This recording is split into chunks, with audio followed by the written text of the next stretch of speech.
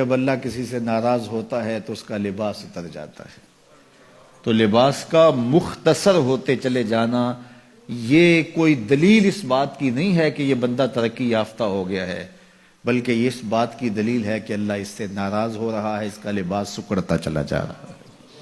تو لباس کا مکمل ہونا، تینوں مقاصد لباس کے نصیب ہوں. سب سے پہلا مقصد لباس کا پردہ ہے. دوسرا مقصد لباس کا گرمی اور سردی کے اثرات سے بچنا ہے. تیسرا مقصد لباس کا زینت ہے. یہ تین مقصد ہیں لباس کے. پہلا مقصد پردہ، پردے کی چیزوں کو چھپانا، جن کا پردہ میرے رب نے رکھا ہوا ہے. دیکھو اللہ نے حضرت انسان کو شعور دیا، اس لیے اس کو پردہ کرنا پڑتا ہے. جن کو شعور نہیں ہے ان کے پردے کا قدرت نے خود اہتمام کیا ہے. جانوروں کے بال رکھے ہیں اور ان کے کچھ اعضاء اس طرح پیدا کیے ہیں کہ ان کا پردہ رہتا ہے. لیکن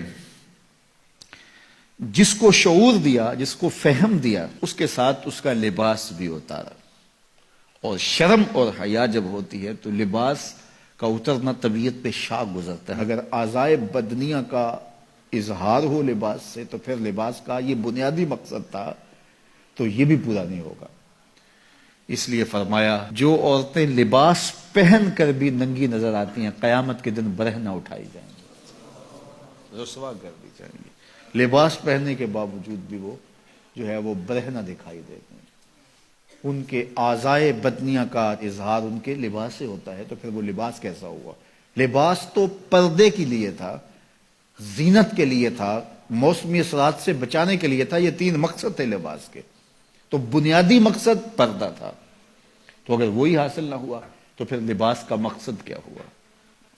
تو یہ بات ذہن میں رکھیے گا کہ جب کسی بھی معاشرت میں ان کا لباس سمٹتا ہے تو پھر معاشرے کے اندر جو ہے وہ بے حیائی پھیلتی. آج کل یہ شارٹس پہننے کی عادت ہو گئی ہے اور اس میں یہ گھٹنے بھی ننگے ہوتے ہیں، جبکہ گھٹنا شامل ہے آپ کے پردے میں، آپ کے سطر میں. مرد کا سطر گھٹنے سے لے کے ناف تک ہے. اگر کسی مجبوری سے یا کسی وجہ سے وہ کوئی ایسا لباس پہنتا بھی ہے تو وہ اپنے گھٹنوں کو ننگا نہیں رکھے گا اور ننگا نہیں ہونے دے گا. تو یہ اس کے پردے میں شامل ہیں. تو قوموں کا بے لباس ہونا یہ قوموں کی تہذیب کا پتہ دیتا ہے.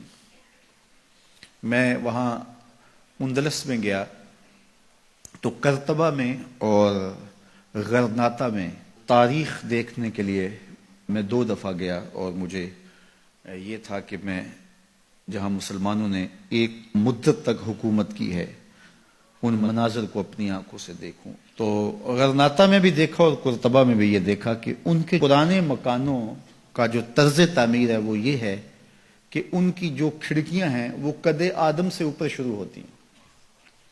یعنی ہمارے ہاں تو وہ آج کل یہ نیا جو طرز تعمیر آیا ہے کچھ عرصے سے کہ 4 فٹ کی گلی ہم اطراف میں چھوڑتے ہیں اور دیوار اوپر کر کے تو کھڑکیاں نیچے تک لے جاتے ہیں تو تاکہ ہوا کی گزرگاہ آسان ہو.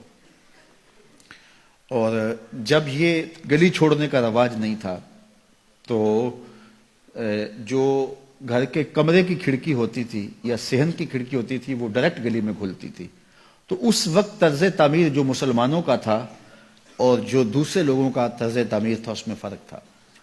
جو دوسرے لوگ تھے وہ نیچے سے کھڑکی شروع کرتے تھے اور ہم قد آدم سے اوپر شروع کرتے تھے، چونکہ یہ طرز تعمیر بتاتا ہے کہ اندر کوئی حیا والے رہتے ہیں اور گلی سے گزرنے والے شخص کی نظر اندر نہ پڑے.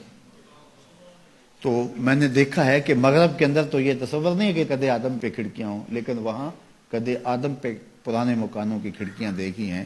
تو یہ طرز تعمیر بتاتا ہے کہ مسلمانوں کے خمیر میں حیا رکھا ہے.